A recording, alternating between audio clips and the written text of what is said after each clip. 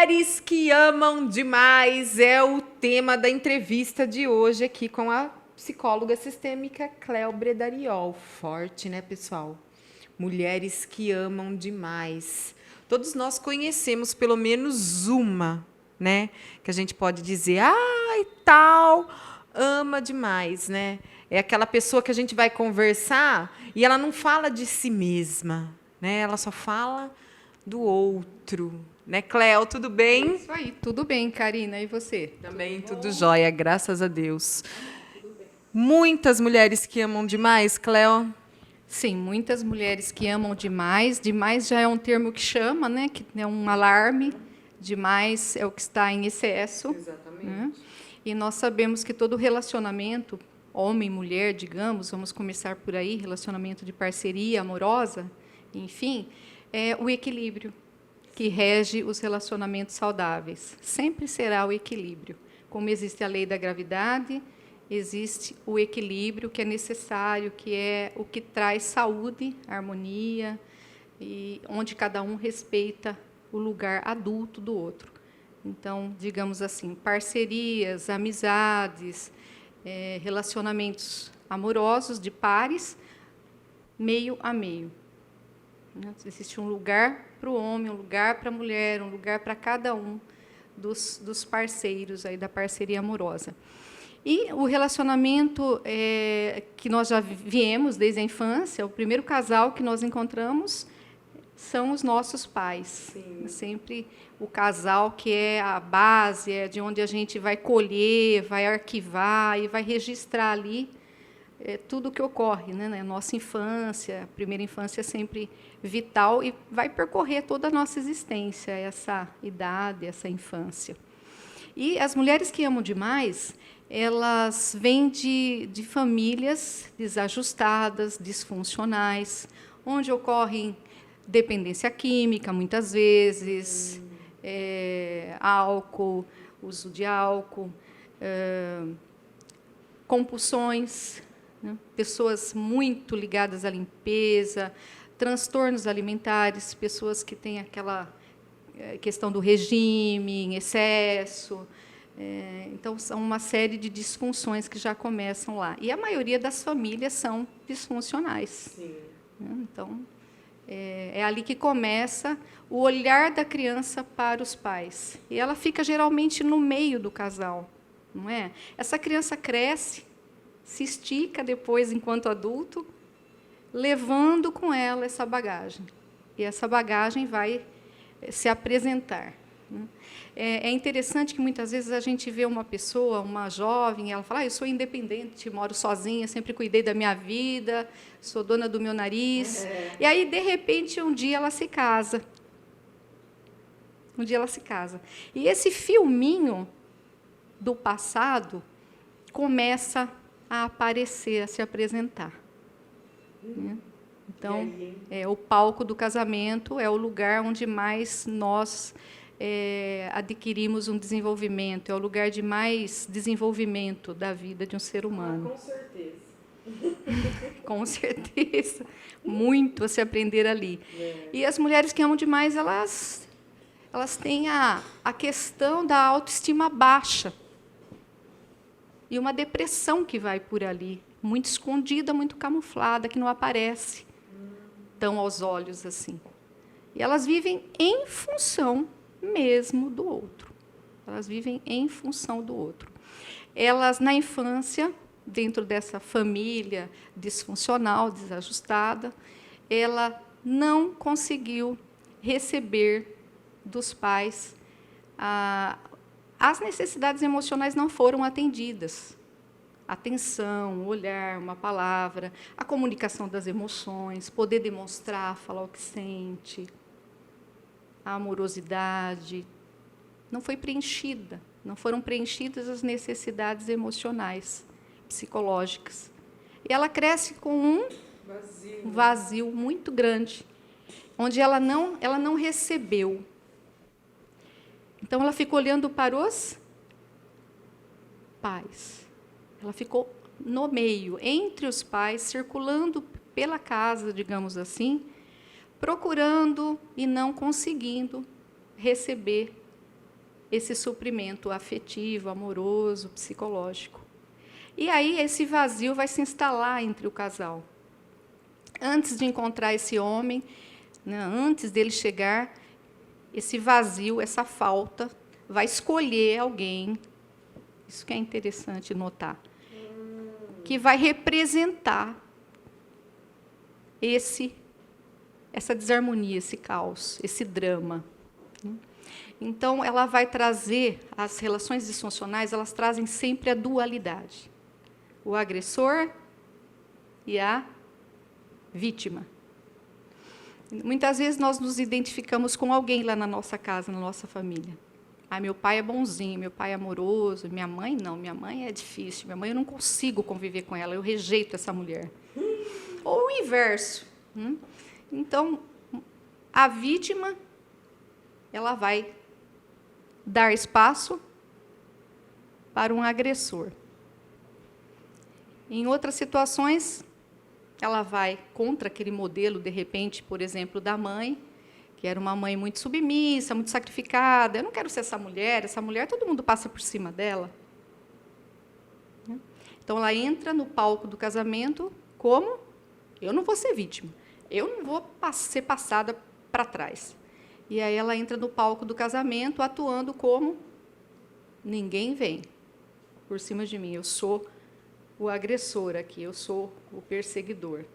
Então, fica essa relação da dualidade nos casamentos, que é o drama lá, né, da teoria de Karpman, o jogo psicológico da culpa, o drama, onde ficam operando ali, atuando ali inconscientemente, muitas vezes. A gente espera que a terapia traga esses papéis que estão lá atuando, que cada um descubra como que está se relacionando ali, para que se consiga um caminho mais saudável para essa vida, para esse relacionamento. E aí a cena é dramática. As mulheres que amam demais são essas crianças que ficaram no meio dos pais, essas crianças que não conseguiram suprir-se do afeto. E aí elas vão para o casamento, vai atrair um homem, vamos dizer assim, onde elas vão dar. Elas vão dar tudo para eles, vão viver em função deles. Se eles atraírem, elas vão dizer que é alguma doença, que isso acontece, elas vão mascarar, fazer vista grossa. Se eles bebem, mas ele é doente, é assim mesmo, o que se vai fazer, porque não tem ninguém perfeito, e eu não durmo, eu só penso nisso, eu estou colocando o remédio na comida dele. Eu marquei terapia, ele não vai, mas um dia ele vai conseguir. Então, ela está sempre tentando mudar alguém. Né? E ela se desdobra, ela não vive para ela não tem referência de identidade própria, de internalidade, de eu existo, eu moro aqui dentro. Ela olha para o homem como se ela ainda olhasse para os pais.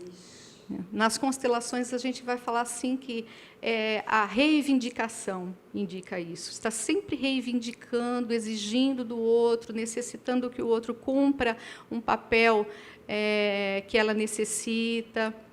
E esse homem vai representar, ou essa mulher, vai representar, né, tudo que ela dá, tudo que ela oferece, todo esse sacrifício, é o que ela daria, na verdade,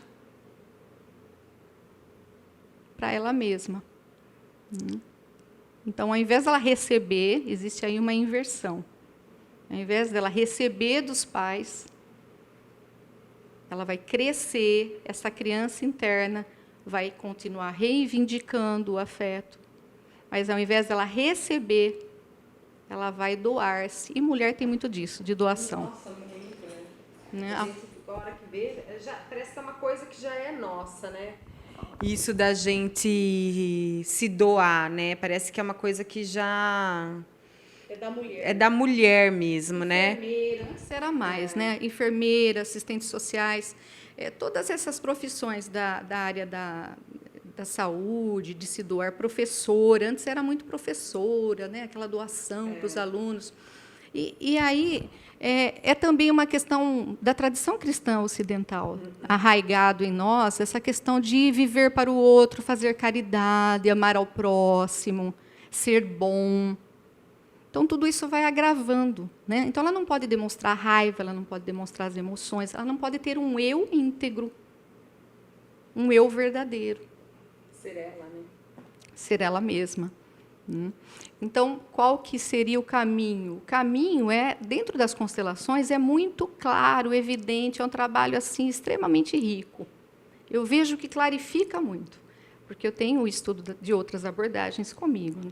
E somo com as constelações familiares, que é um trabalho em que essa pessoa adulta aqui, mas que dentro dela tem uma criança com um vazio imenso, com uma necessidade de afeto, de autorrespeito, necessidade de respeito, né, de se autorrespeitar-se muito grande, nós trabalhamos assim, que essa criança possa, agora enquanto adulta, 40, 50 anos muitas vezes, né, e esse buraco Sim. pode continuar até o último dia da nossa vida, né, olhar para esses pais e aceitá-los como eles são. Sim. Né? Porque uma pessoa adulta ela pode reconhecer que aquele pai fez o que pôde, independentemente do que lhe ocorreu, independentemente se ele foi de um alcoolismo sem fim, independentemente se ele morreu assassinado por ter se envolvido com problemas graves aí na vida, se ele era um desempregado e nunca conseguiu ser um provedor na vida, enfim, ele pode ter passado por uma questão até de um suicídio, enfim, foi assim, foi o que ele pôde. Ele fez o que ele conseguiu. E nós também sabemos que antes desse homem, antes dessa mulher, quantas questões transgeracionais ele está carregando, os pesos deles. Porque uma pessoa não é só força, não é só, né, as maravilhas, ela tem as fraquezas, as dificuldades. E tudo que ele traz até aquele momento e se torna pai, ele trouxe e é o que ele pôde, foi com o preço que custou, ele fez tudo o que ele podia, com certeza. Então, assim, essa criança dentro de um adulto, que trabalha com esse movimento de olhar os pais, olhando como foi, do jeito que foi, como é, e está tudo certo, porque cada um faz o melhor, cada um chega onde consegue, né? Porque nós não somos perfeitos, nós não conseguimos ser o que a criança espera dos pais. Né? A criança espera um herói. A criança imagina o pai, um homem perfeito, eterno. Quando ela descobre a morte, é um impacto. Né? Então, assim, essa criança, dentro do adulto, olhar para esse pai, para essa mãe, dar um passo à frente, falar, eu sinto muito. Foi como foi. Eu recebo o mais importante, a maior dádiva que um ser humano pode receber, a vida. E sigo em frente. E levo tudo, sorvo e absorvo tudo. Suas forças, suas fraquezas, suas virtudes, suas dificuldades, com o preço que custou, com tudo que custou. E assim eu posso olhar para frente, para a vida, e construir a minha história. Então, é um movimento de aceitação da realidade. Nossa, não é mais uma visão de uma criança que reivindica e que dá tudo para o outro, na verdade, querendo curar a si mesmo. Né? Na verdade, essa pessoa que ama demais, ela não conseguiu focar a dor maior. Então, ela age demais, ela se ocupa demais, ela vai toda hora ver se está tudo certo, ela se agita, ela tem um comportamento muito operante para, na realidade, esconder, tampar esse eu ferido, esse eu encolhido, esse eu esvaziado. Então, ela preenche o outro. Ela doa-se por inteiro. Né? Então, existe todo um trabalho da Robin Norwood, que escreveu Mulheres que Amam Demais, e tem o livro também Meditações Diárias para Mulheres que Amam Demais, que é uma página, parece que por dia, trazendo essa mulher de volta, para que ela entre em contato com esse eu, para que ela alcance esse lugar com uma identidade, com uma dignidade, que ela possa, então, olhar para o outro como adulto, porque ela não é a metade da laranja, ela não vai encontrar a metade, não existe essa coisa da metade, ela é inteira. E ela pode, sim, sobreviver, se um dia ela decidir, se ela quiser, ser solteira, ser inteira, porque ela é completa. Ela tem pai e mãe dentro dela, e ela pode dar um passo à frente e ir ao encontro da vida, sim. E ela não vai precisar de alguém. Um dia, ela pode, sim, escolher alguém para acompanhá-la ao longo da sua jornada, em paz consigo mesma. Exatamente. Muito lindo. É isso mesmo. Nós somos inteiras. Não precisamos da nossa metade da laranja. Isso não existe, gente. Né? Então, vamos nos descobrir inteiras. Né? Para você aí que quer se aprofundar um pouco mais, buscar mais o seu eu, se descobrir inteiro, o telefone da Cleo está aqui na telinha. Agende o seu horário com ela para você ir nessa busca aí de você mesma. E é maravilhosa. Cleo, obrigada mais uma vez e logo a gente tá de volta. Sim, muito obrigada, Karina. Eu que agradeço sempre estar podendo estar aqui com você. A gente que agradece, é muito bom, muito enriquecedor. Gratidão. Um beijo, gente.